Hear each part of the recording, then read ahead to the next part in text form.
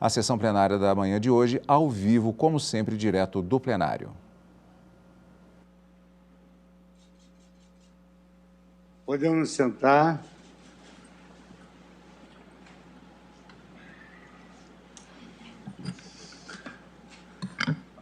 Muito bom dia a todos. Vamos dar início à abertura da 42ª sessão extraordinária do plenário do Supremo Tribunal Federal, com a sua composição completa, agora com o ministro André Mendonça, que nos dá a honra de integrar nossa bancada. E vamos passar, então, à leitura da ata da sessão anterior. Ata da 38ª sessão ordinária do plenário do Supremo Tribunal Federal, realizada em 15 de dezembro de 2021. Presidência do senhor ministro Luiz Fux. Presentes à sessão os senhores ministros Gilmar Mendes, Ricardo Lewandowski, Carmen Lúcia, Dias Toffoli, Rosa Weber, Roberto Barroso, Edson Fachin, Alexandre de Moraes e Nunes Marques. Procurador-Geral da República, doutor Antônio Augusto Brandão de Aras. Abriu-se a sessão às 14h35, sendo lida e aprovada a ata da sessão anterior. O segundo também. Não havendo nenhuma objeção, eu considero aprovada a ata da sessão anterior. Eu anuncio como primeiro feito da pauta um momento muito importante para todos nós, qual seja o completar do primeiro decênio, os primeiros 10 anos da ministra Rosa Weber no Supremo Tribunal Federal. E aí, é da nossa liturgia, da nossa praxe, sempre elegemos um colega para fazer essa homenagem a Vossa Excelência, que eu sei que é uma pessoa reservada, mas isso faz parte, digamos assim, de algo que decorre da nossa afetividade, do nosso coração, do nosso sentimento de apreço, amizade e admiração por Vossa Excelência. Então, eu concedo a palavra à Sua Excelência, a nossa decana, ministra Carmen Lúcia, que vai saudar os seus 10 anos de Supremo Tribunal Federal. Bom dia a todos. Senhor presidente do Supremo Tribunal Federal, ministro Luiz Fux, senhora vice-presidente deste Supremo Tribunal Federal, ministra Rosa Weber, senhores ministros, Gilmar Mendes, que deve estar acompanhando, talvez, ministro Ricardo Lewandowski, ministro Dias Toffoli, ministro Roberto Barroso, ministro Edson Fachin, ministro Alexandre, ministro Nunes Marques, ministro André Mendonça, a quem eu tenho uma palavra especial por ser a primeira sessão a que comparece, integrando este tribunal, senhor Procurador-Geral da República, em nome de quem também cumprimento cada um dos integrantes do Ministério Público, senhores advogados, cumprimento na pessoa do Advogado-Geral da União, ministro Bruno Bianco, que aqui também está presente, senhores servidores deste tribunal. Eu podia apenas mencionar, presidente, que o tempo fez-se rápido demais e se passou uma década sem que a gente sentisse, ao menos. No próximo dia 19, depois de amanhã, completam-se exatos 10 anos da posse neste Supremo Tribunal Federal da ministra Rosa Weber. Eu não posso dizer que não se viu o tempo passar, porque aprendi que o tempo marca minutos diferentes no relógio das relações humanas. Na convivência com pessoas do nosso afeto, o tempo é sempre muito rápido e nunca se faz bastante. Já algumas dores e desaforos da vida fazem com que alguns instantes se tornem inclementes eternidades. Estes 10 anos foram de convivência mais que harmoniosa e afetuosa, de uma amizade sincera, profunda com a ministra Rosa Weber, e acho que digo isso por parte de todos os ministros deste Supremo Tribunal. E, portanto, nós não vimos o tempo passar pelo afeto que nos une. Ontem, presidente, eu olhava uma foto que a própria ministra Rosa me enviou, que parece uma suave apresentação de muitos momentos encadeados numa única figura. Estava Dona Zilá, mãe da ministra Rosa, a própria ministra, Mariana, sua filha querida, e Ada, sua neta, Ava, sua neta. A força da vida mostra que a existência é um fio contínuo e inestancável, que forma histórias a enriquecer toda a humanidade. Esta história dessas 4 mulheres são, para mim, um modelo de uma humanidade que a gente quer, de afetos e compromissos. Surpreendentemente para mim, ministra Rosa, ao olhar aquela foto ontem, a carinha linda de Ava não mostra nenhuma alteração na face de Vossa Excelência de 10 anos atrás, quando aqui chegou. A mesma placidez de quem se mantém numa única senda a fazer valer os valores que conduzem caminhantes de uma trilha tão rica e tanto do ponto de vista pessoal como profissional. Seu desempenho nesses 10 anos, sua postura e, principalmente, sua compostura pessoal e profissional dispensariam outras que não palavras de agradecimento por repartir conosco suas lições de vida e de direito. A ministra Rosa Weber ensina-nos, na sua lhaneza de trato, que ameniza a dureza deste cargo e das relações humanas em geral, na sua dedicação ao trabalho, que é alento aos que precisam de justiça, na sua seriedade perante a vida, que fortalece nossa crença na reversão de valores que não poucas vezes agridem conquistas da humanidade, especialmente aquelas democráticas.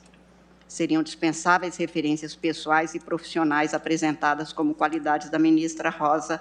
Tão patentes são as características a lhe marcar os traços humanos, amplamente reconhecidos, e que facilitam, na difícil caminhada que é dos magistrados, numa sociedade conflituosa como a que vivemos nestes tempos. A ministra Rosa Weber conduz seu exercício profissional nesta década de árduos trabalhos nesta casa com a mesma acuidade e com o mesmo cuidado humano que somente grandes juízes são capazes de dispensar e que ela adotou desde sempre em suas mais de 4 décadas de magistratura. Zela pelas pessoas, cujas histórias são desfiadas nos processos, com a delicadeza da mão humana extremada e extremosa, e oferece justiça segundo o direito, tentando explicar à parte exatamente o que está a fazer. Eu fico sempre imaginando, senhor presidente, que se a justiça tem figura de mulher e tem, talvez a ela pudesse ser emprestado o figurino dotado do espírito que se projeta no desvelo com que a ministra Rosa Weber põe no seu desempenho. Fosse reconhecida na justiça a face do enternecimento dedicado que a ministra Rosa mostra, e talvez se pensasse na busca pela solução judicial dos casos como momentos de tranquilidade e aconchego, não de temores, como às vezes as partes mostram quando chegam ao Poder Judiciário. Do seu querido Rio Grande do Sul, a ministra Rosa Weber guarda a firmeza, a retidão de direção, rota aprumada do que não se desvia, nos valores mais caros a uma humanidade tão desajustada quanto vemos em tantas ocasiões. Mas a ministra Rosa tem essa firmeza simultânea a um coração tão generoso que consegue sofrer a dor do outro como se fosse sua. Sou testemunha de quantas vezes a ministra demonstrou e demonstra sentir o que feriu alguém, de quem sabe pelo seu contato, pelo seu carinho, ou apenas por notícia. Esse olhar atento ao outro é uma característica que, penso, às vezes é um talento que algumas pessoas têm.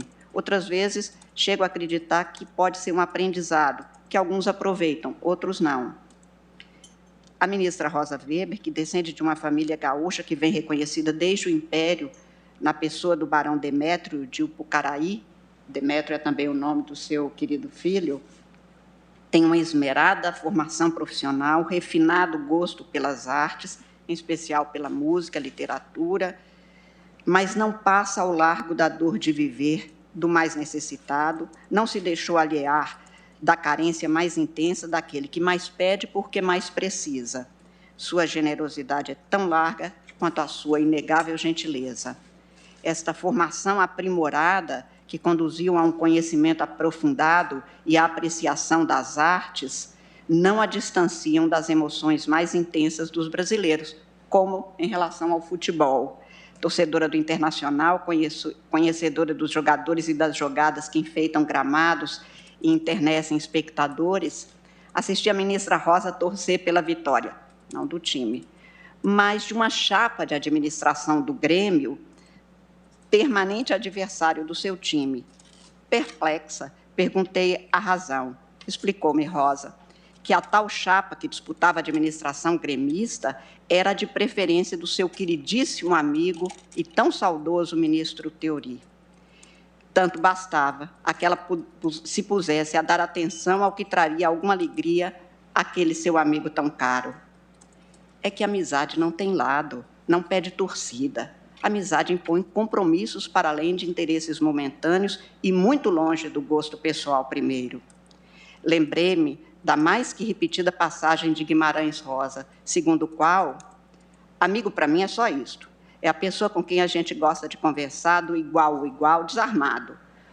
O de que um tira prazer só de estar próximo, só isso, quase, e os todos sacrifícios juntos. Ou, amigo é que a gente seja, mas sem precisar de saber o porquê que é. Explicou-me ela, então, naquela ocasião, naquela passagem, que era bom que o adversário no futebol, o adversário do time de sua preferência, fosse um time forte, que era para o Inter ficar mais esperto. Se não esmorece, pensei. Democracia precisa de pluralidade, sem o que se perde fácil a dimensão do esmero e da busca de aperfeiçoamento institucional. A ministra Rosa Weber, seja dito, é uma democrata. E como temos precisado de afirmar princípios e enaltecer pessoas democratas em momentos de tanta carência de respeito aos valores humanos plurais mais caros da democracia, da humanidade multiplicada, do respeito ao outro como forma de dar-se ao respeito. A ministra Rosa, como lembrei, derrama generosidade em seu ladear o outro, o que explica sua vocação por uma justiça que não se afasta das circunstâncias de cada ser humano. Juíza que integrou o ramo especializado do Judiciário Trabalhista desde 1976, até vir a integrar este Supremo Tribunal, a ministra conhece e apega-se ao ser humano não por pretendê-lo perfeito, mas por sabê-lo frágil e fragilizado pelas ingratas situações socioeconômicas com que tantas vezes depara. O respeito ao homem e a compreensão de sua necessidade de trabalho domina boa parte das preocupações da ministra Rosa, o que bem demonstra a sua característica profissional de manter-se atenta ao que demandam os que acorrem ao Poder Judiciário. Podia dar-se que decorreria de sua formação e de seu exercício profissional especializado durante mais de 3 décadas como juíza da área especializada do trabalho. Engano de quem tanto concluir. É de sua compreensão sobre a fragilidade humana que adveio sua opção pela justiça do trabalho, não o inverso. Ninguém põe seriamente em dúvida a condição fundamental do trabalho para a existência digna do ser humano. Essa dimensão existencial do homem fundamenta a compreensão de direito que perfilha a ministra Rosa Weber. Não raras vezes ela expõe sua crença na necessidade de dotar o ser humano de condições para que ele possa realizar sua vocação e seus talentos e encarecer na humanidade o desenvolvimento civilizatório que lhe propicie melhores condições para bem-ser. Pelo direito, a ministra Rosa pode ser tida como devotada, realce dado à Justiça do Trabalho, que ela integrou, como lembrei há pouco, mas sempre com uma delicadeza inigualável, embora de convicções firmes e nunca negadas. Com razão, afirma a ministra Rosa Weber em seus votos memoráveis, o que traduz o princípio constitucional da dignidade humana na vida. Pois pode-se considerar respeitado o princípio da dignidade humana ao desempregado que apenas almeja a capacidade e a possibilidade do emprego? Pode-se considerar cumprido o princípio da dignidade humana para o doente que, por falta de condições, não pode trabalhar e, assim, não pode exercer autonomamente nem respeitada a sua condição de um ser liberto? Em trágico quadro de fome, a frutificar em largos campos sem plantio e sem permissão para a produção, titularizada como é muitas vezes a terra apenas como coisa guardada para valer novos dinheiros, numa sociedade em que uma esteira sob a marquise é domicílio único de tantos, em que chuvas intensas e labaredas queimam passados e futuros de gerações inteiras, é uma bênção ter no Tribunal Constitucional do país uma juíza da envergadura pessoal, intelectual, mas principalmente humana da ministra Rosa Weber. Ela não desconhece as dores do desemprego porque fez da atenção com o trabalho e do cuidado com o trabalhador a sua tarefa maior durante largo período de sua vida, porque tem tido no cuidado do outro não apenas o empenho do seu afeto, mas a compreensão da humana forma de estar com todos os que buscam justiça, num país de tantas injustiças e com tantas iniquidades a se solverem. Em sua sabatina no Senado, em 6 de dezembro de 2011, a ministra realçou a necessidade de manter-se humilde o juiz, dizendo que sua função é procurar sempre aprender. Naquela ocasião, Rosa Weber relatou lembrar-se sempre de uma costureira que, em audiência, negou-se a fazer um acordo. Argumentava que o seu desejo era apenas de que a justiça analisasse as condições de trabalho a que fora submetida. Mas narrou, então, também que não se esquecia de um empresário que morreu de infarto na sua frente por ter sido acionado por uma empregada que com ele trabalhara durante largo período. E acentuou em frase muito divulgada, então, aspas, não esqueço das Marias e dos Josés aclamarem por justiça na sala de audiências. A Rosa Weber, que aqui persiste na mesma labuta jurisdicional de 10 anos atrás, depois daquela afirmativa, não é diferente da que hoje compõe a gestão atual desta Casa na condição de vice-presidente. É que o que lhe dirige são os valores de humanidade respeitosa e generosidade genuína, tendo com o outro a responsabilidade que edita e conduz suas ações pessoais e sua atuação profissional. Em seu desempenho como juíza, desembargadora do Tribunal Regional do Trabalho, presidente daquele tribunal, ministra do Tribunal Superior do Trabalho, a ministra Rosa Weber marcou posição de defensora dos direitos sociais e de minorias.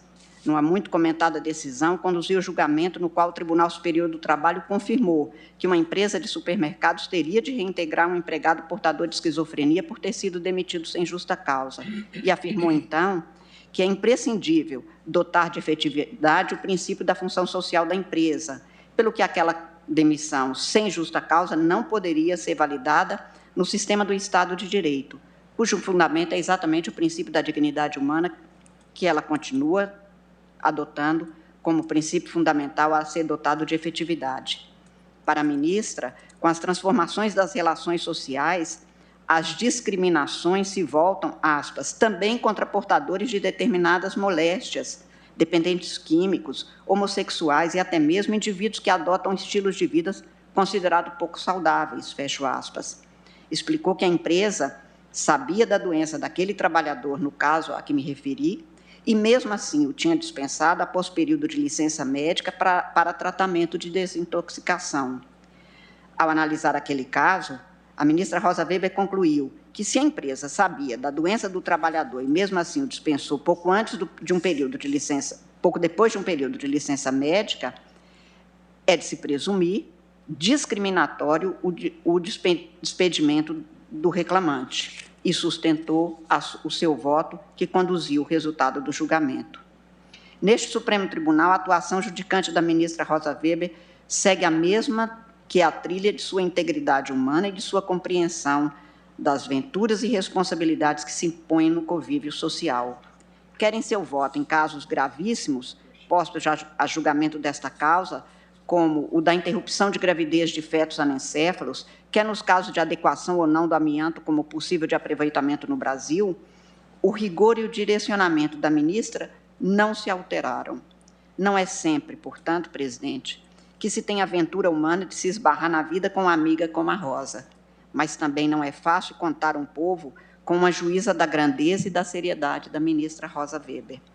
Pode-se divergir nos entendimentos, o que é próprio e bom para o aperfeiçoamento das instituições do direito, mas o que é essencial é que se possa confiar em que a convicção externada no julgado ou voto e que, eventualmente, não atende o interesse de uma das partes, e sempre haverá uma parte que não é atendida na sua demanda, essencial é que se possa confiar em que o resultado tenha decorrido exatamente do que constou do processo e nada além disso.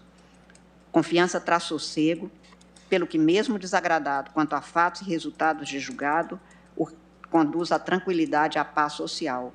Acho que a confiança dos brasileiros na ministra Rosa Weber, que vinha de longa data, ficou ainda mais patente ao ser alçada ao cargo de presidente do Tribunal Superior Eleitoral, Assumindo na iminência do pleito eleitoral de 2018, a ministra Rosa Weber fez-se presença em cada detalhe daquele processo, em cada cuidado da eleição, em todos os momentos do pleito e do julgamento dos resultados. Não se viu a sua ausência em qualquer fase, sessão ou evento de que dependesse a confiança, a lisura e a integridade do processo. Levou adiante uma administração compartilhada com os colegas de bancada, assumiu decisões de monta em momento grave da história brasileira, fez com que o Tribunal da Democracia, como é chamado o TSE, pudesse ser modelo e vetor seguro do direito aplicado ao Estado e garantido aos cidadãos. Nossa geração tem enfrentado dificuldades muito específicas, cada geração tem os seus problemas e as suas dificuldades. Mas a nossa vê-se abraços com valores e desvalores para além do que a história humana narra. Não me canso, presidente, de citar da proclamação de Albert Camus em seu discurso de agradecimento ao Prêmio Nobel em 1957, quando disse, aspas, cada geração se sente, sem dúvida, condenada a reformar o mundo. No entanto, a minha sabe que não o reformará. Mas a sua tarefa é talvez ainda maior. Ela consiste em impedir que o mundo se desfaça. Herdeira de uma história corrupta, onde se mesclam revoluções decaídas, tecnologias enlouquecidas, deuses mortos e ideologias esgotadas, onde poderes medíocres podem hoje a tudo destruir, mas não sabem mais convencer, onde a inteligência se rebaixa às vezes para servir ao ódio e à opressão. Nossa geração tem o débito, com ela mesma e com as gerações próximas, de restabelecer, a partir de suas próprias negações, um pouco daquilo que faz a dignidade de viver e de morrer. Ante um mundo ameaçado pela desintegração, onde nossos grandes inquisitores tentam estabelecer definitivamente o reinado da morte, ela sabe que deve, numa espécie de corrida louca contra o relógio, restaurar entre as nações uma paz que não é a da servidão. É preciso conciliar novamente o trabalho e a cultura e recriar entre todos os homens uma arca da aliança. Não há garantias de que nossa geração possa cumprir essa tarefa imensa, mas é certo que em qualquer lugar do mundo ela já tem o desafio duplo da verdade e da liberdade e sabe que sem ódio pode até morrer por isso. É uma enorme honra, senhor presidente, ter na composição e na história deste Supremo Tribunal Federal a ministra Rosa Weber, que honra a verdade e a liberdade com a grandeza, a generosidade e a mais genuína gentileza num comportamento exemplar como humano, como ser humano e como juíza. Ela nos põe, com essa condição humana maior, a responsabilidade de fazer por merecer estar a seu lado na bancada, mas, para além disso, como brasileiros, que se veem na condição de cidadãos com um modelo como a ministra Rosa Weber, a certeza de que este modelo não pode ser desconhecido. Mais uma vez, parabenizando a primeira década da presença da ministra Rosa Weber, e nem vou agradecer pessoalmente, porque acho que afetos não se agradecem, se compõem. Eu agradeço a Vossa Excelência a honra de ter podido falar para homenagear, neste 17 de dezembro, a ministra Rosa Weber. Muito obrigada. Muito obrigado.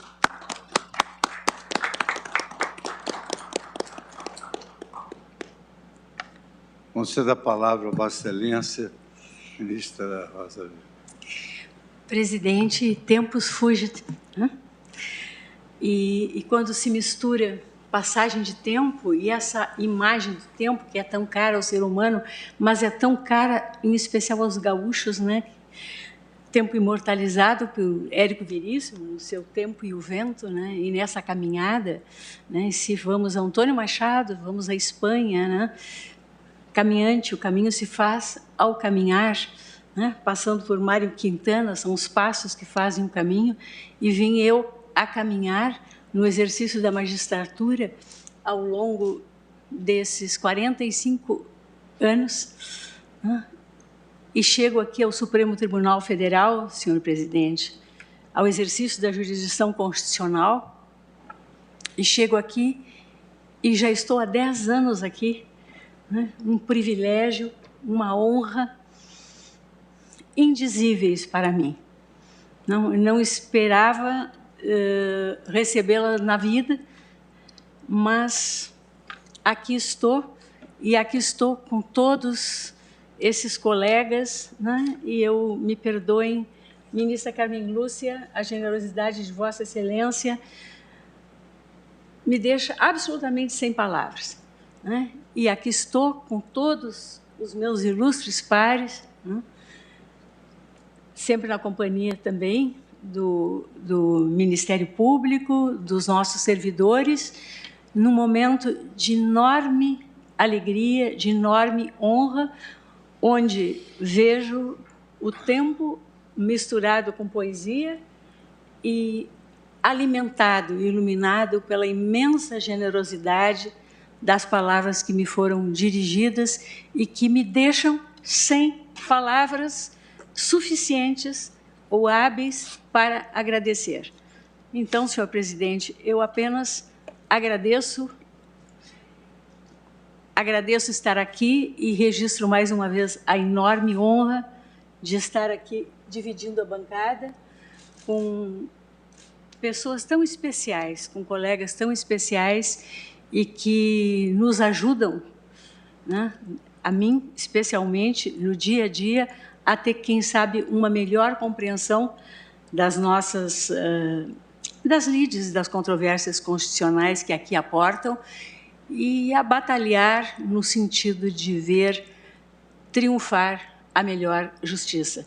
Um agradecimento muito especial à minha querida amiga Carmen Lúcia, que foi generosa quando eu aqui cheguei e quando o ministro César Peluso, então na presidência da Corte, me entregou literalmente a Sua Excelência e continua generosa até hoje. Muitíssimo obrigada, ministra Carmen Lúcia, muitíssimo obrigada, senhor presidente, por esse momento tão especial.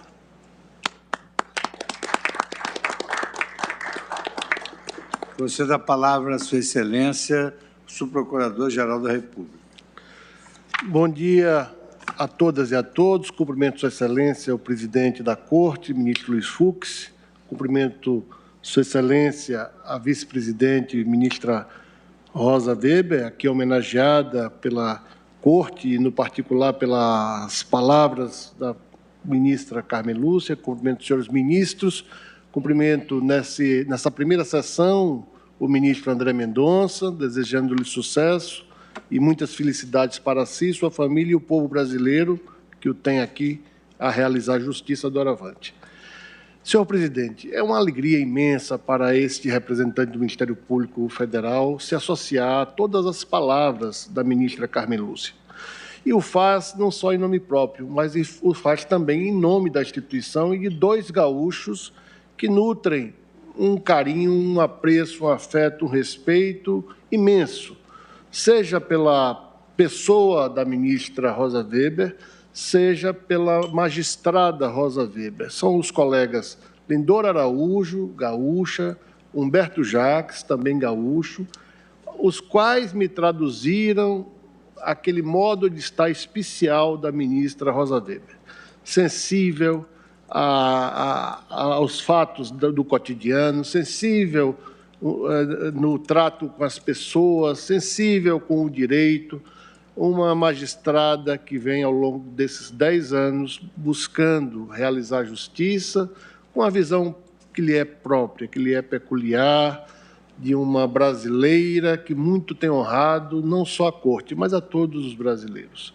Eu peço vênia para me associar à Corte nessa justa homenagem, em nome do Ministério Público Brasileiro. Muito obrigado, senhor presidente.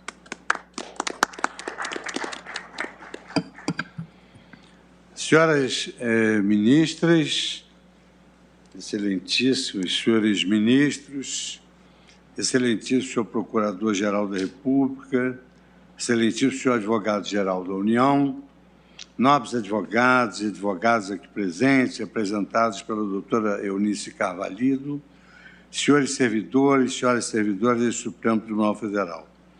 Hoje é um dia de prestação de contas e também de levar uma mensagem do Judiciário em relação a esse primeiro ciclo que eu completei de um ano no exercício da presidência. Peço, então, licença a todos para que possa ler aqui a minha prestação de contas e a minha mensagem de fim de ano. Não te deixes destruir. ajuntando novas pedras e construindo novos poemas, recria tua vida, sempre, sempre. Remove pedras e planta roseiras, recomeça. Sob a inspiração da poetisa goiana Cora Coralina, é chegada a hora de despedirmos de mais um ciclo. O ano de 2021 consistiu no ciclo do recomeço, oportunizado pelo arrefecimento da pandemia da Covid-19, na medida em que avançou a imunização dos nossos cidadãos, cuja obrigatoriedade foi assentada pelo próprio Supremo Tribunal Federal. Ao mesmo tempo, este ciclo do recomeço nos fez assimilar que o mundo pós-pandêmico será sempre distinto do mundo que outrora vivemos até 2019. O real é sempre fruto da mudança, como resumido nas palavras gregas pantarrei, que significa tudo flui. Com muita resiliência, senso de adaptabilidade e capacidade inventiva, hoje estamos a construir a era do mundo híbrido, em que as vidas digital e presencial ora se alternam, ora se mesclam, mas sempre estão a se complementar. Nesse feixe de novas possibilidades, é imensa a nossa alegria por podermos voltar com prudência ao nosso convívio pessoal, mesmo que os nossos sorrisos ainda precisem estar escondidos por trás das nossas máscaras. A despeito disso, nunca é demais relembrar que a pandemia ainda não chegou ao fim. Em respeito às vidas ceifadas de nossos pais, avós, filhos, amigos, e aqui com a presença de Dr. Eunice, meu querido, estimado amigo Hamilton Cavalido e demais concidadãos, devemos seguir todas as recomendações técnicas para evitar maiores perdas. No segundo ano da pandemia, este Supremo Tribunal Federal novamente priorizou processos que visavam salvar vidas e garantir a saúde dos brasileiros, sempre valorizando a ciência e rechaçando o negacionismo.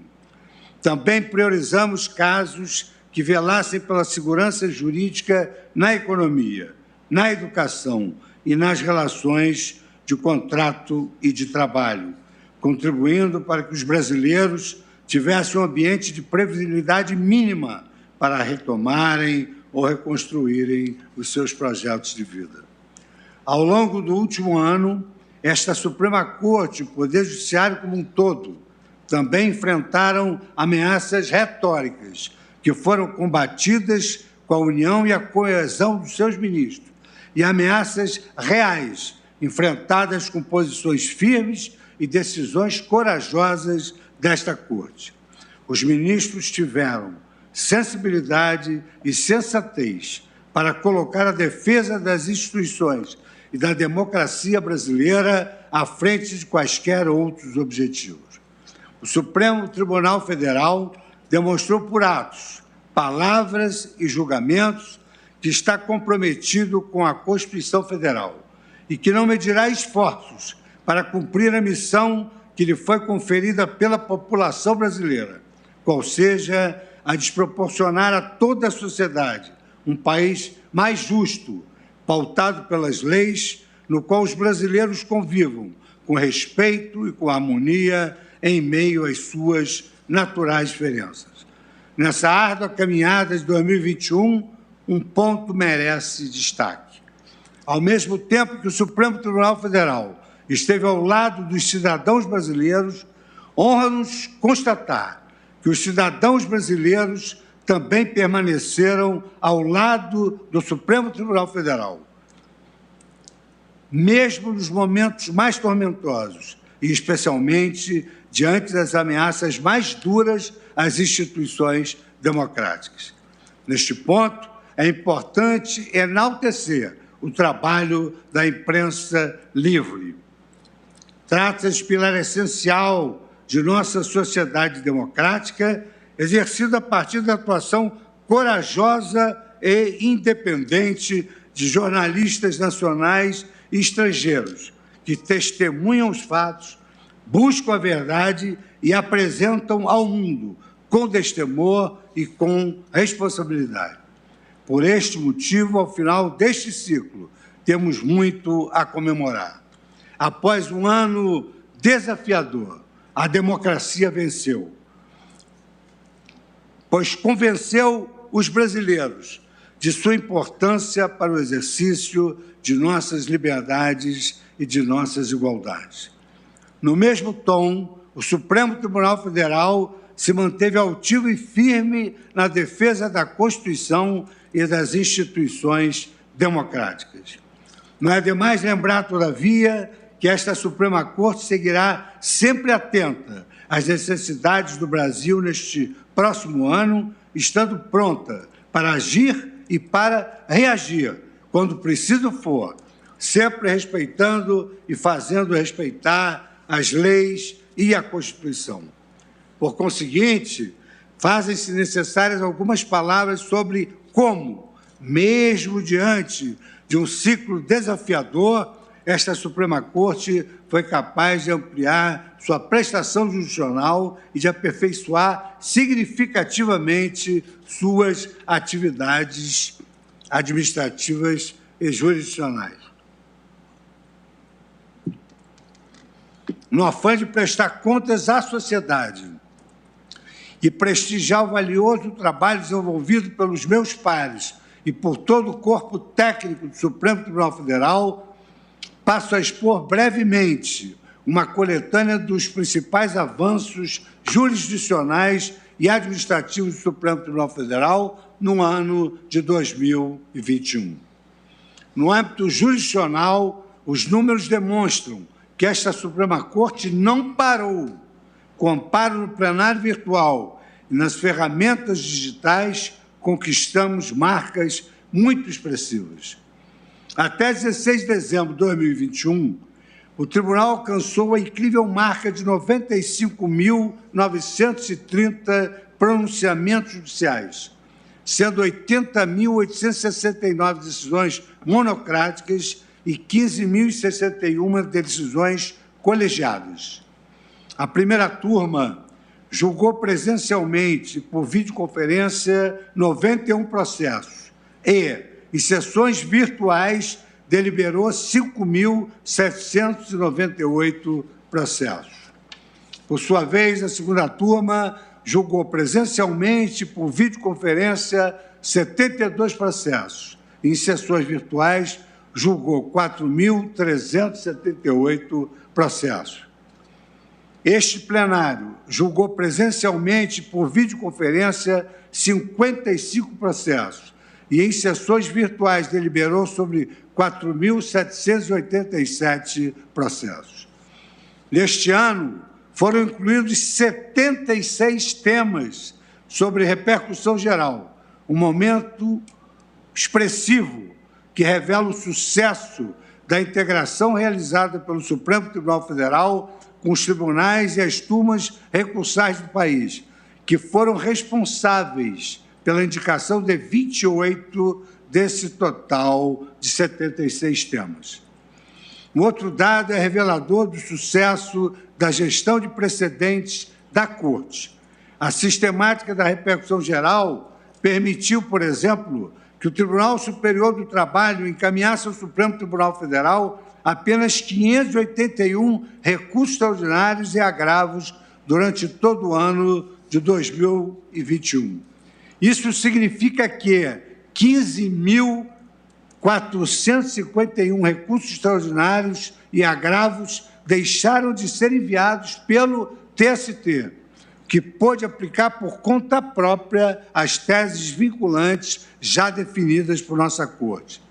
Igualmente, o Tribunal de Justiça de São Paulo, a título de exemplo, deixou de encaminhar em 2021 mais de 30 mil agravos e recursos extraordinários para o Supremo Tribunal Federal. Esse trabalho de diálogo e de alinhamento entre os tribunais brasileiros, capitaneado pelo Supremo Tribunal Federal, com mapeamento eficiente das ondas de litigiosidade, ainda no seu nascedouro, tem sido imprescindível para racionalizar, a quantidade de recursos que alcançam esta Corte. Por sua vez, na seara administrativa, recentemente aprovamos o Plano Estratégico 2021-2025, documento que contém a visão de futuro desta Suprema Corte para os próximos anos, expondo as diretrizes necessárias para aprofundarmos a nossa vocação constitucional, para e passo à construção de uma gestão tecnológica eficiente. Imbuído desse espírito de busca pela eficiência na gestão organizacional, esta presidência tem dado continuidade a importantes projetos institucionais. Tenho a grata satisfação de informar que já somos uma Corte com 100% de seus serviços oferecidos na rede mundial de computadores e 99,5% do seu acervo em meio eletrônico.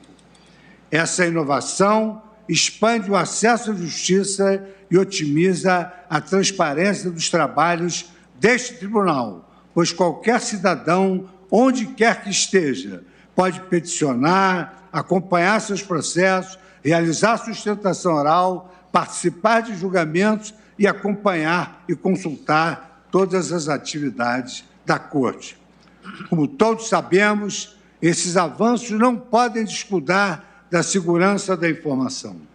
A digitalização de nossos serviços exige que as suas funcionalidades estejam protegidas contra aqueles que desejam surrupiar informações valiosas ou comprometer nossos sistemas.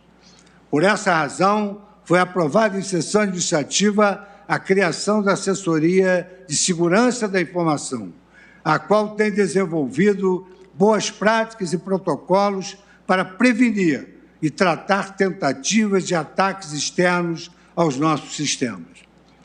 Apesar de já sermos uma Corte Constitucional 100% digital, a primeira do globo a atingir esta marca, vale ressaltar que o Supremo Tribunal Federal não perdeu e nem perderá a sua dimensão humana.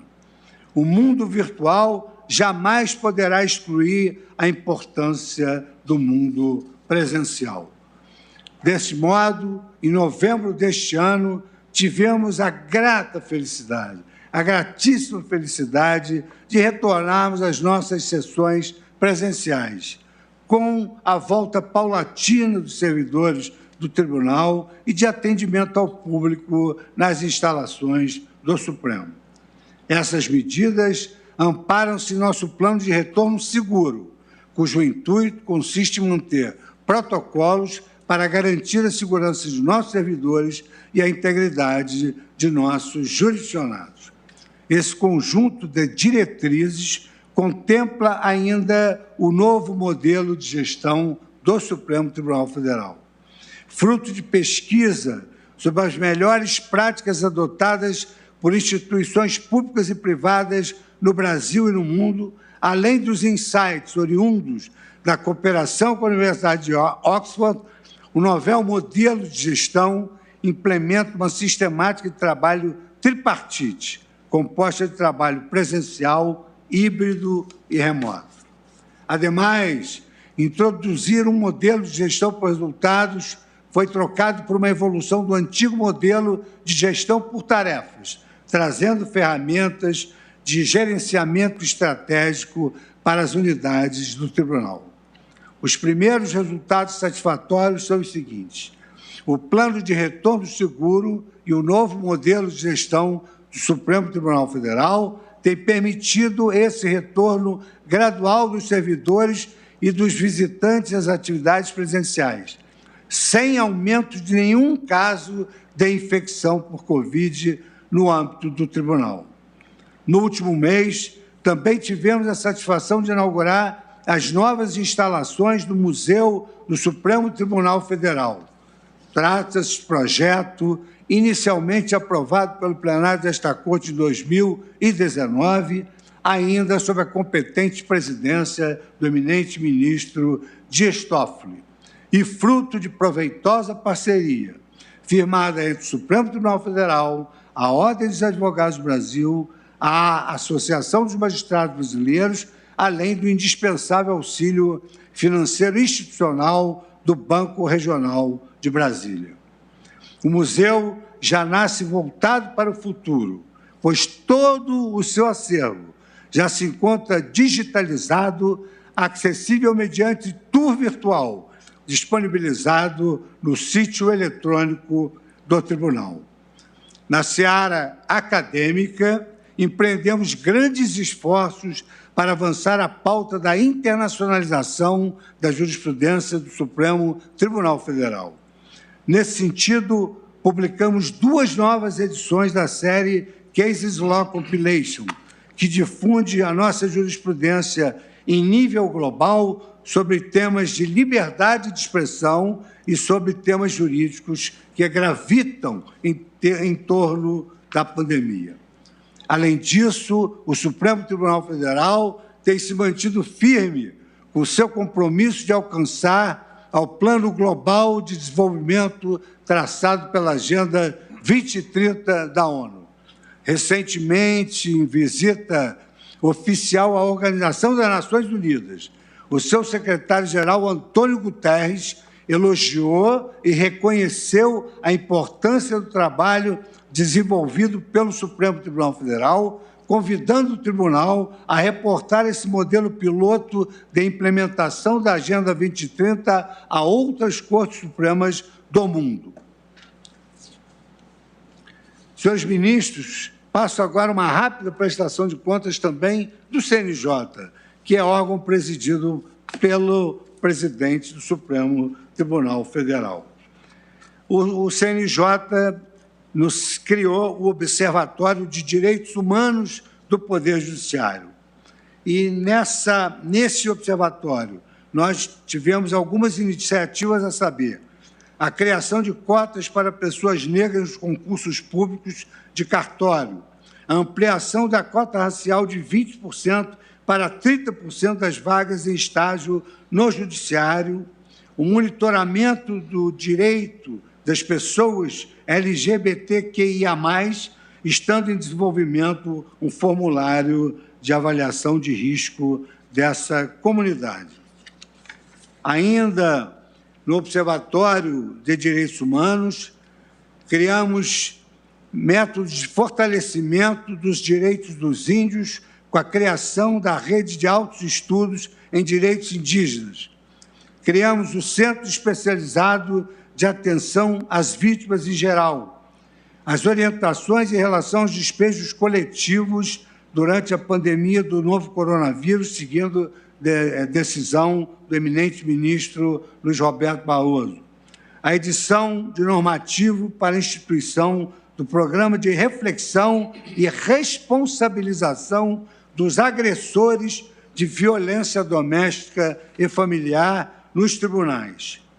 Na referida missão do Observatório, o Conselho Nacional de Justiça assinou um memorando de entendimento firmado entre o Conselho Nacional de Justiça e a Comissão Interamericana de Direitos Humanos, consolidando o compromisso da justiça brasileira com a Corte no sentido de cumprimento de suas decisões. E, para isso, foi criada a Unidade de Monitoramento e Fiscalização das Decisões e Deliberações da Corte Internacional de Direitos Humanos.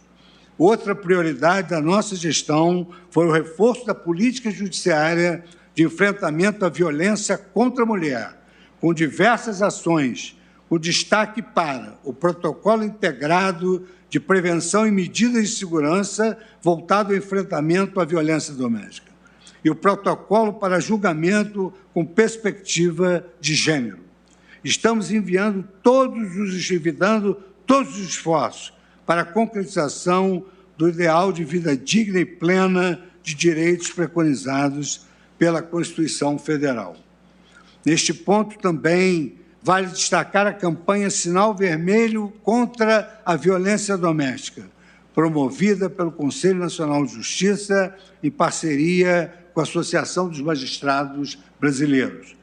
A iniciativa se alinha à política judiciária nacional de enfrentamento da política de violência e de enfrentamento à violência doméstica.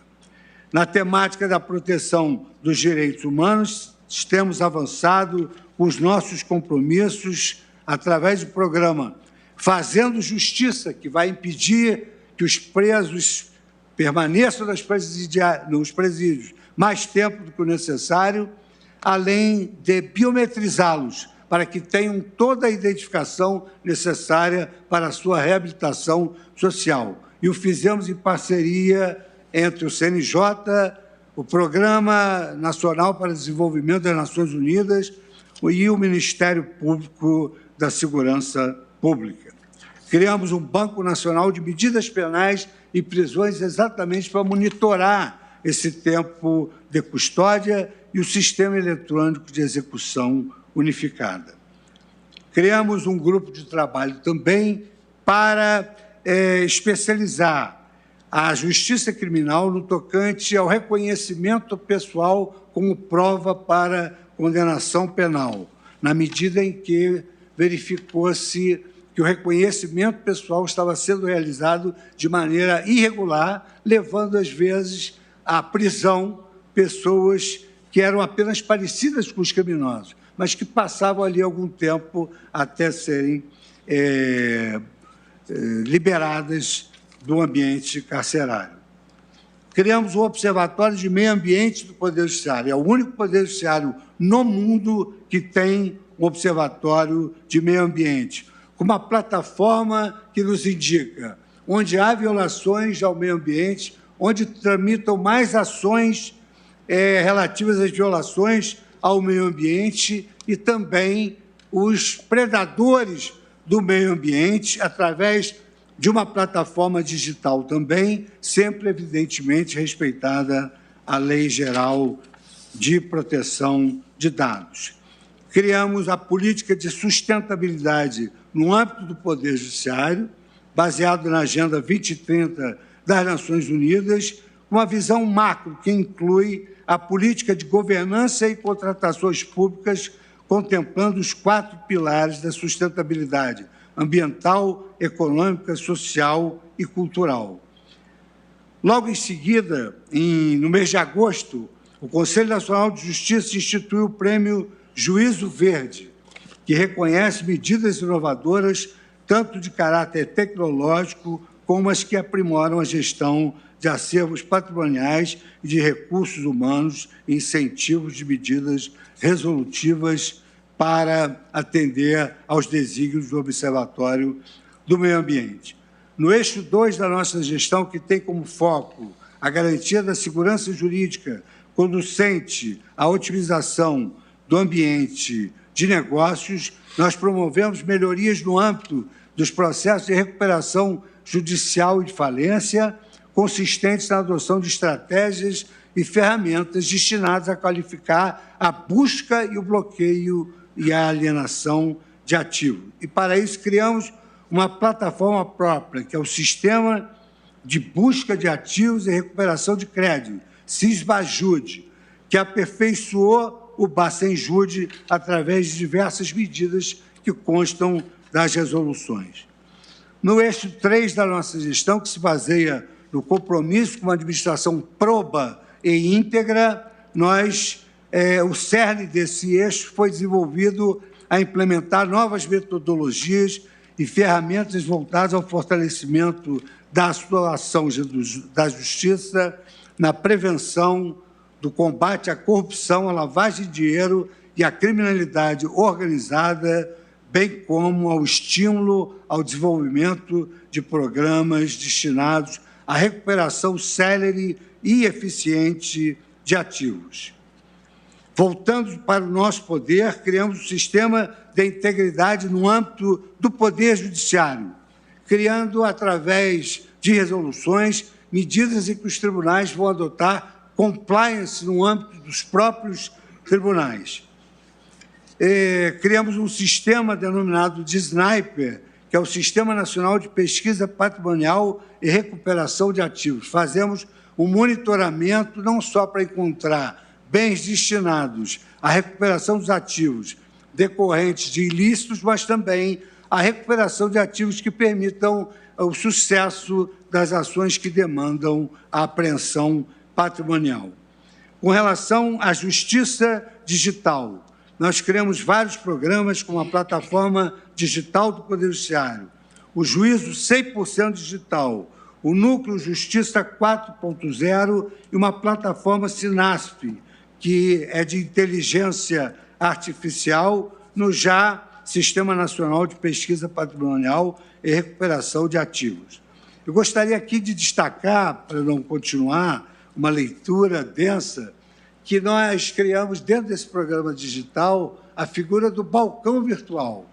E essa figura do balcão virtual tem sido, digamos assim, adotada por várias instituições, em que a pessoa apenas, pelo meio virtual, ela pede a consulta do seu processo, do seu procedimento, é atendida pelo meio virtual e, sem necessidade de se deslocar, tem a informação imediata. Mas, como estamos na era digital e na era do hackeamento, também erigimos o Comitê de Segurança Cibernética do Poder Judiciário. Voltamos também o nosso trabalho para o fortalecimento dos precedentes que têm exatamente evitado a chegada de recurso extraordinário e de agravos regimentais.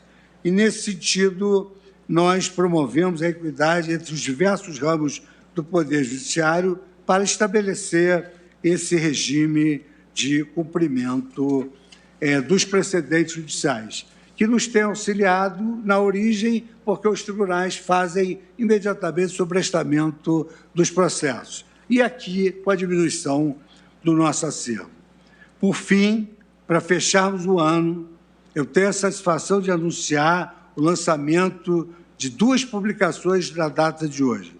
A primeira delas é o 2º número da Revista Suprema, Revista de Estudos Constitucionais do Supremo Tribunal Federal, que dessa vez veicula, além dos artigos em fluxo contínuo de editoração, trabalhos relacionados à atuação de instituições no enfrentamento da pandemia da Covid-19. Nesse 2º número, a Revista Suprema também conta com uma notável entrevista do constitucionalista professor José Afonso da Silva, a cuja gentileza honradamente agradecemos.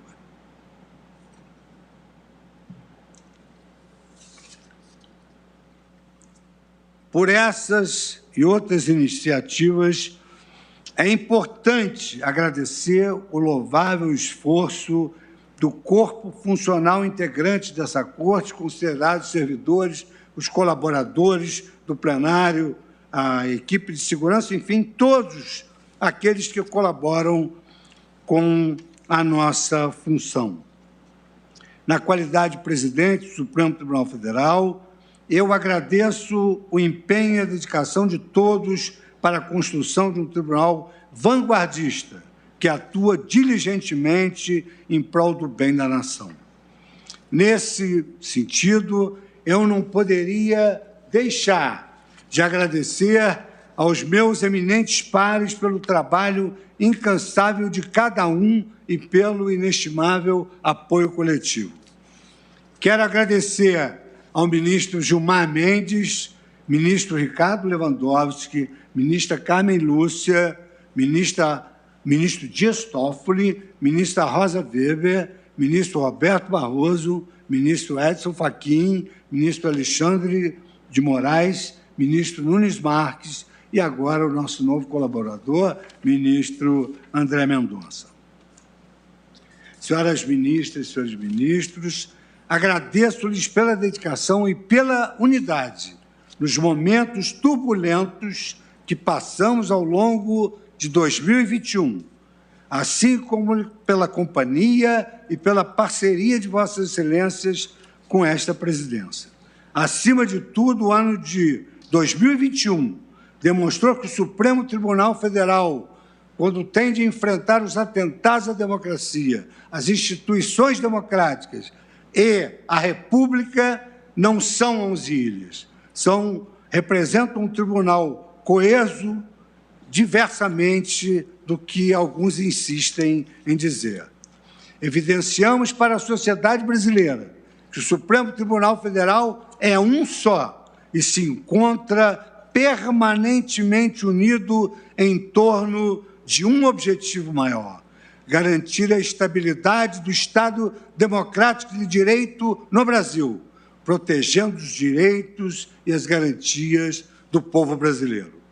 Se 2021 consistiu no ciclo do recomeço, eu não tenho dúvidas de que 2022 representará, com a graça de Deus, o ciclo da prosperidade.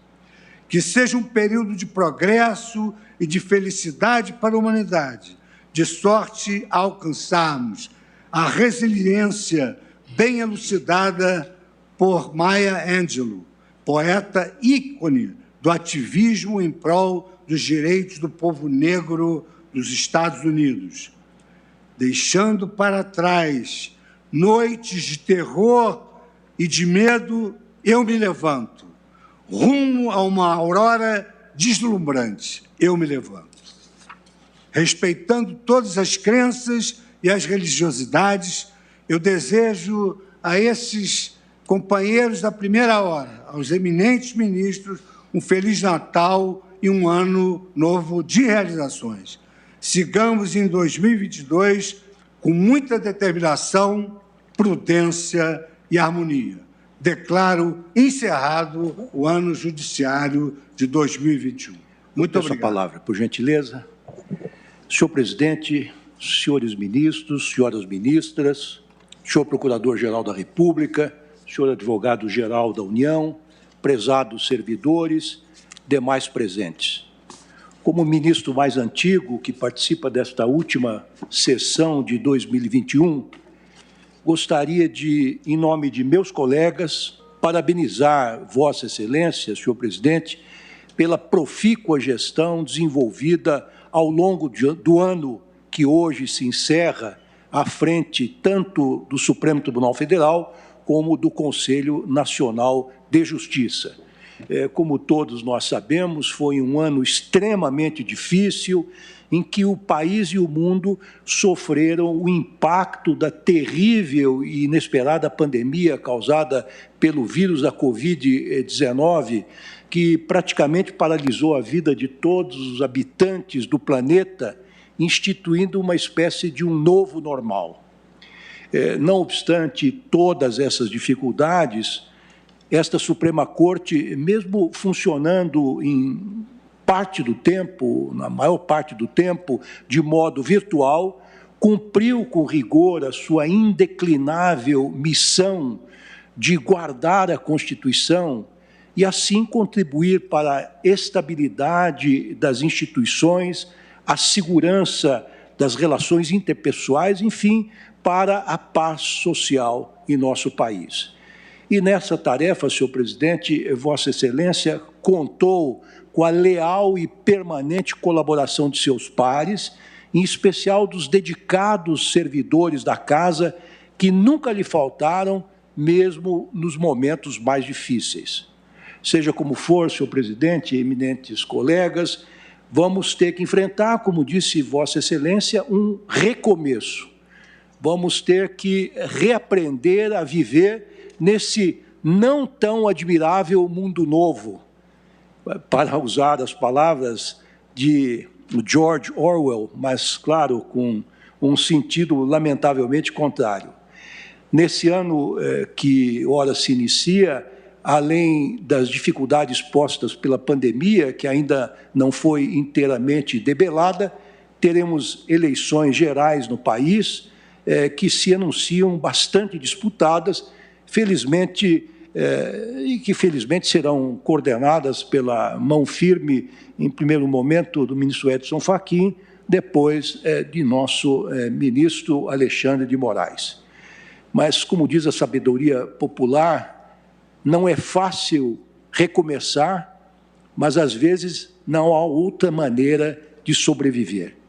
Então, com essas singelíssimas palavras de agradecimento e de congratulações, senhor presidente, eu externo a todos, em nome de meus pares, os melhores votos de um Natal fraterno e solidário e de um ano novo repleto de realizações. Muito obrigado. Muito obrigado. Senhor presidente, o Ministério Público Conceda a palavra à Sua Excelência, o Procurador-Geral da República. Senhor presidente Luiz Fux, na pessoa de quem cumprimento as senhoras ministras, os senhores ministros desta Casa e membros do Judiciário Brasileiro, senhores senadores, senhoras senadoras, senhores deputados, senhoras deputadas, senhores ministros de Estado, colegas do Ministério Público, advogados, advogadas, autoridades, servidores e servidoras. Senhor presidente, cumprindo a tradição desta Casa de manifestação do Ministério Público no momento do encerramento do ano judiciário, penso ser absolutamente necessário agradecer a Vossa Excelência pela distinção para com o Ministério Público, com a defesa que fazemos todos os dias da nossa Constituição e das leis do país.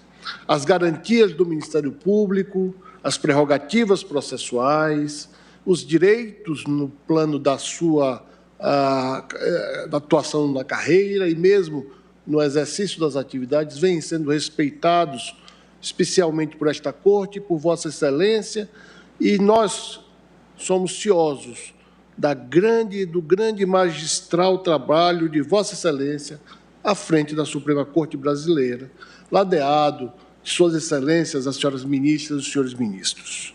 Por isso, é muito importante que nós, neste momento, apresentemos não somente o nosso agradecimento, mas também o nosso elogio à iniciativa de Vossa Excelência de consolidar o Supremo Tribunal Federal como a primeira Corte Constitucional 100% digital do mundo, tornando-a mais acessível e absolutamente segura. A Procuradoria-Geral da República buscou contribuir igualmente para um ambiente nacional de estabilidade, retomada econômica e segurança digital. Testando e aceitando os desafios desta nova era, voltada às soluções tecnológicas, sem deixar de lado nossa humanidade e o compromisso com o bem-estar de todos. Temos estimulado em nossa gestão o fortalecimento da atuação preventiva do Ministério Público em âmbito extrajudicial, sobretudo no campo da autocomposição, a fim de reduzir a grande demanda processual que praticamente atribui a cada dois brasileiros um processo e que assoberba a prestação jurisdicional em tempo razoável. A atuação preventiva não implica renúncia à atividade da fiscalização e da persecução do Ministério Público, mas busca primordialmente celeridade na resolução das controvérsias e pacificação social. Cada vez mais buscamos a efetividade dos institutos despenalizadores, como os acordos de não persecução penal, de não persecução civil, de leniência e de colaboração premiada, com o uso do sistema apenas após a tentativa de mediação extrajudicial, que não logra êxito. Este tem sido o nosso pensamento, fazer do Ministério Público, antes de tudo, um agente de diálogo e integração, visando a resolução de conflitos de uma forma rápida e negociada, sempre que possível. Sob esse prisma, o Ministério Público contribui melhor para a retomada econômica, para a estabilidade e harmonia interinstitucional, para os respeitos aos direitos humanos das minorias, para a efetividade das políticas públicas, para o combate à violência doméstica, combate à corrupção e a preservação de um meio ambiente equilibrado e sustentável. Nesse momento em que encerramos mais um ciclo de trabalho, cabe, data vênia, senhor presidente, senhoras ministras e senhores ministros, um breve balanço da atuação da Procuradoria-Geral da República perante esta Suprema Corte. Neste ano, contabilizamos até o dia 14 de dezembro 32.398 manifestações encaminhadas pela PGR a esta Corte. No âmbito do controle concentrado de constitucionalidade, foram 1.560 manifestações, tendo sido ajuizadas 221 ações. Destaco ainda, senhor presidente, o intenso trabalho que tivemos na análise de centenas de representações, praticamente 200 representações por mês e notícias crimes apresentadas pelos mais diversos segmentos da sociedade.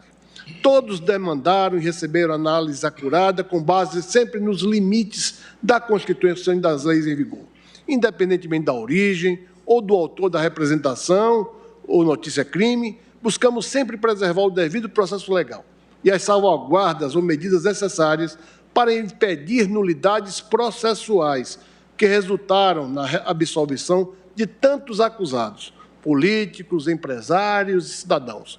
O nosso compromisso com a Constituição, com a observância do devido processo legal, tem sido cotidianamente reiterado, embora algumas vezes olvidado por segmentos da mídia social.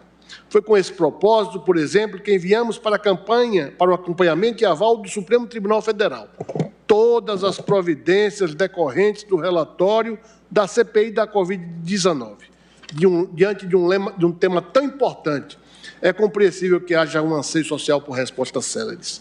No entanto, precisamos separar o trabalho realizado por uma comissão parlamentar de inquérito, que tem características próprias, desdobra no âmbito político, daquilo que é o processo judicial, com limites, balizas e prazos legais. Nosso norte também, nesse caso, faz questão de repetir, são as balizas constitucionais e legais. E seguindo essa diretriz das investigações, rigor técnico com salvaguarda de direitos e garantias constitucionais, instauramos perante essa Corte 19 novos inquéritos, tendo sido encaminhadas 2.832 manifestações e pedidos em processos criminais. Foram muitos os desafios ao longo do ano. Nesse ano, foram quase 32 mil processos encaminhados por esse Supremo Tribunal Federal para a manifestação da Procuradoria-Geral nas mais diversas frentes, o que faz dessa Suprema Corte a maior do mundo em produção e que obriga também a Procuradoria-Geral da República a andar lado a lado, respondendo à demanda da sociedade brasileira, que tem confiado no seu sistema de justiça, comandado pelo Supremo Tribunal Federal. Temos emprestado a maior celeridade possível no exame de todos os casos que nos chegam, tendo reduzido o patamar de nossos acervos a níveis mínimos e inéditos. Por isso, os dados que apresentamos aqui já fazem parte daquilo que é o engajamento dos membros e servidores do Ministério Público na prestação de serviços aos jurisdicionados. Temos meta de assegurar resultados cada vez mais efetivos e céleres, que redundem em pacificação social e desenvolvimento socioeconômico sustentável para a nação. Pacificação social, senhor presidente, senhoras e senhores ministros, que necessita de maior incentivo à educação política e à participação da sociedade civil. O engajamento social é característica das democracias liberais mais estáveis do planeta. O Índice de Democracia de 2019, da publicação The Economist, classifica o Brasil e mais de uma centena de países, medindo os graus da sua efetividade. E, dentre os itens medidos, o Brasil é tido como uma democracia falha no que toca à cultura da política. E é aquele em que obtivemos a menor nota. Nos demais itens, nós temos uma pontuação em torno de 6 a 7 no ranking das nações mais civilizadas. Mas isso se deve ao respeito à nossa justiça eleitoral também e à Suprema Corte, que, em última análise, conhece das grandes questões eleitorais constitucionais. E nós temos que prestigiar a educação política. Não é à toa, senhor presidente, senhores ministros e ministras, que as fundações dos partidos políticos são obrigatórias e recebem verbas públicas para que formemos novos quadros esses que hão de permear a classe dirigente do país a partir de um ambiente democrático sadio, pleno e que cada dia mais em evolução, se auto-retificando nos seus vícios e aprimorando as suas virtudes. Cumpre não só ao Estado e à família educar, mas também à sociedade civil, pelos meios de comunicação social. Informar para que a liberdade de expressão em todas as suas dimensões contribua para a formação do conhecimento, especialmente político, que promove a paz social e, consequentemente, produz desenvolvimento sustentável e bem-estar. O que vem aluindo a nossa democracia é a polarização em meio à pandemia. exacerbada pelo uso indevido de fake news por distintos meios de comunicação social, gerando contínua desinformação que leva a segmentos sociais e atentando contra as instituições ao gerar sentimentos artificiais, agressivos e desagregadores. Em 2021, esta Suprema Corte combateu as fake news e o Congresso Nacional, na CPI da fake news, apurou os efeitos nocivos à democracia por meio deste fenômeno, das fake news, e que tem como maior lesão, maior dano à democracia, macular a verdade e, consequentemente, a memória, que são atributos de um Estado de Direito que se dirige a assegurar segurança jurídica, a preservar a segurança jurídica. Senhor presidente, também é importante dizer a Vossa Excelência que no CNMP, em breve síntese, nós caminhamos com um programa, embora idealizado por este modesto Procurador-Geral e desenvolvido no último ano, haverá de ser permanente no CNMP para o Ministério Público Brasileiro e, quiçá, para todo o sistema de justiça. O programa Respeito e Diversidade. Um programa que visa a preservar a tolerância religiosa, a tolerância de etnias, a tolerância e respeito à divergência política em todas as suas dimensões. Esse programa vem sendo extremamente útil para pacificar, no campo das ideias, o debate que deve ser feito exatamente na institucionalidade e não nos campos dos opostos que aluem a busca pelo consenso social inerente ao nosso regime democrático de direito. Também, no plano do CNMP, atuamos pela via da Comissão de Saúde, com a conselheira Sandra Krieger, no enfrentamento à Covid. Tivemos uma grande atuação com 150 membros do Ministério Público em todo o Brasil, focalizando os grandes problemas. E, com isso, nós também demos a nossa contribuição junto a essa Suprema Corte, a toda a justiça brasileira, no que toca ao grande problema que ainda está em curso e que acreditamos que, com a bondade divina, haveremos de superar. É assim que, em busca do aprimoramento dos membros do Ministério Público, também, através da Escola Superior do Ministério Público, criamos o curso de deontologia do Ministério Público, para renovarmos os compromissos, os deveres, as responsabilidades, instar os colegas de todas as idades, de todos os tempos, ao respeito à Constituição e às leis do país, o respeito ao humanismo, à compreensão de que somos todos servidores de cada cidadão e a prestação, seja ministerial, seja jurisdicional, é um direito sagrado de cada um de nós. Também, finalmente, no CNMP, quero registrar o quanto a Comissão de Segurança Pública atuou junto ao PGR e com essa Suprema Corte. Sabe o ministro Alexandre de Moraes o quanto nós juntos trabalhamos para que o Brasil, em 2021, tivesse os focos de violência previstos, identificados, mitigados, reduzidos e até anulados, para que a nossa democracia esteja aqui, pujante e, acima de tudo, respeitosa das instituições permanentes que se manifestam e são a verdadeira prova de que a nossa democracia está no caminho certo quando respeitamos as divergências, respeitamos as diferenças e caminhamos em busca de um Brasil melhor.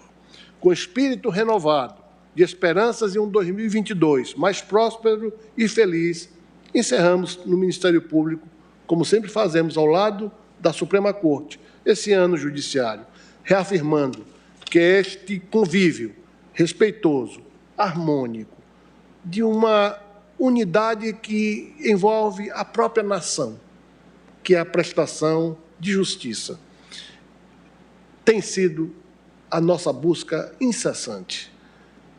Senhor presidente, senhoras ministras, senhores ministros, senhores advogados, servidores e servidoras, esse é um ano em que encerramos juntos, Vossa Excelência na presidência e eu da PGR.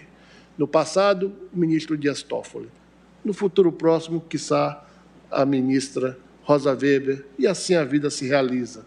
É o tempo de Deus que faz com que nós todos nos dirijamos ao cumprimento do sagrado dever de servir. Eu vim para servir e não para ser servido. A Vossas Excelências, os meus melhores votos de Feliz Natal, juntamente com os familiares, com os amigos, e que toda a nação brasileira possa viver tempos melhores e reconquistemos a nossa caminhada evolutiva em todos os aspectos, na política, na economia, na educação, na saúde, e que todos sejam felizes. Senhor presidente, muito obrigado pela atenção e pela deferência deste tempo que tomei de Vossas Excelências. Muito obrigado. Obrigado. Concedo a palavra à Sua Excelência, o ministro Advogado-Geral da União, Bruno Bianco. Muito obrigado, presidente. Excelentíssimo senhor presidente Luiz Fux, eu agradeço a palavra, eu agradeço a oportunidade.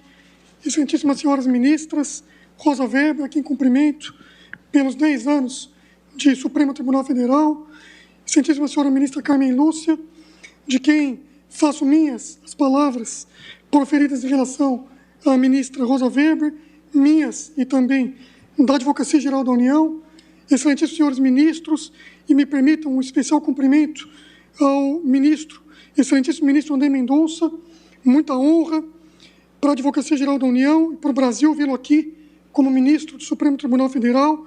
Eu lhe desejo tudo de melhor nessa nova e honrosa caminhada. De fato, muito orgulho para mim, enquanto seu amigo, e muito orgulho para a nossa instituição. Parabéns, ministro. Excelentíssimo senhor Procurador-Geral da República, Augusto Aras, senhores advogados públicos e privados, senhoras e senhores. Serei muito breve, mas rapidamente gostaria, presidente, de fazer um balanço também da Advocacia Geral da União e agradecê-los também por essa caminhada nesses quase 5 meses que estou aqui à frente desse órgão tão honroso. Por ocasião do encerramento deste ano judiciário, venho inicialmente agradecer a Vossas Excelências, ao Supremo Tribunal Federal e todos os seus servidores, a toda a magistratura, ao Ministério Público, à Defensoria Pública, a toda a advocacia pública e privada pelo vitorioso ano que passou. Apesar de todas as nossas dificuldades, eu penso que conseguimos cumprir os nossos papéis com responsabilidade, com serenidade e com altivez.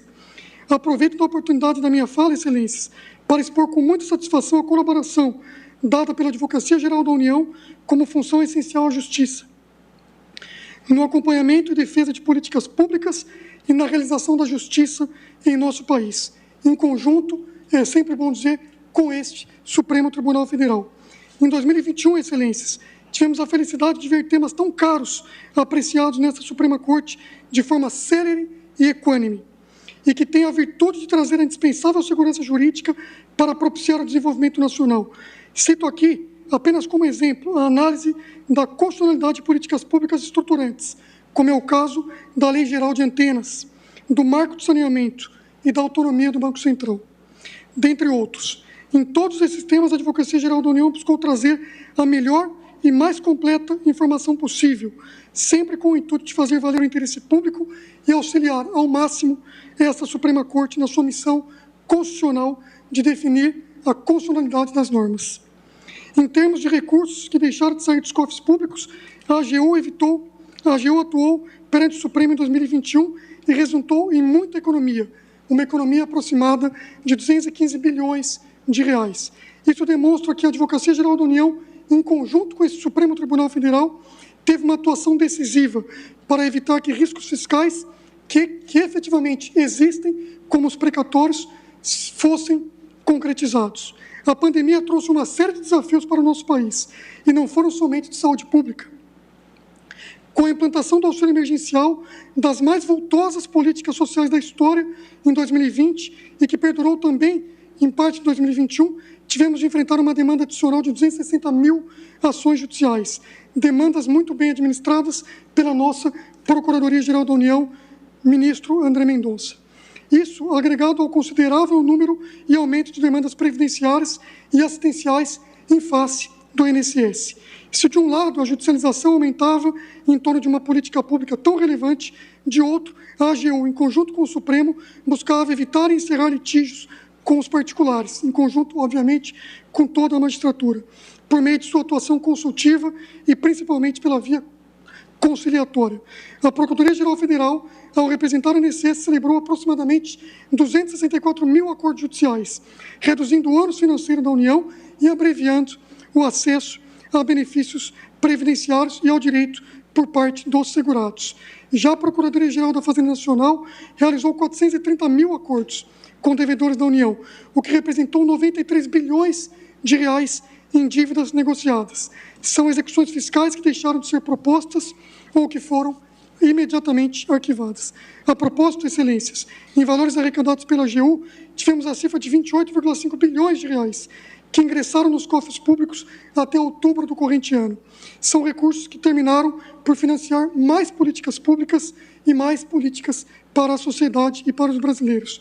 Em suma, a Advocacia-Geral da União, em conjunto com o Judiciário, tem um papel relevante no cenário jurídico do nosso país, acompanhando a elaboração de políticas públicas, arrecadando recursos públicos e evitando que despesas públicas ocorram e defendendo especialmente, judicialmente, escolhas públicas feitas tanto pelo Parlamento quanto pelo Poder Executivo. E faz tudo isso com seriedade, transparência e como é o dever de todos nós aqui, enquanto servidores públicos. Encerro, presidente, agradecendo pela oportunidade dessa fala. Me desculpo por ter falado após Vossa Excelência, mas é muito importante fazer com que a Advocacia-Geral da União seja conhecida e que eu possa agradecer a todos e desejar a todos os ministros boas festas federal e também da magistratura brasileira. Muito obrigado. Agradecendo a todas as manifestações que aqui foram enunciadas pela ministra Carmen Lúcia, em homenagem à nossa vice-presidente, Rosa Weber, ao ministro Ricardo Lewandowski, que teve a gentileza de me saudar em nome de toda a Corte, Sua Excelência, Procurador-Geral da República e agora o Advogado-Geral da União, eu declaro encerrada a sessão. Muito obrigado.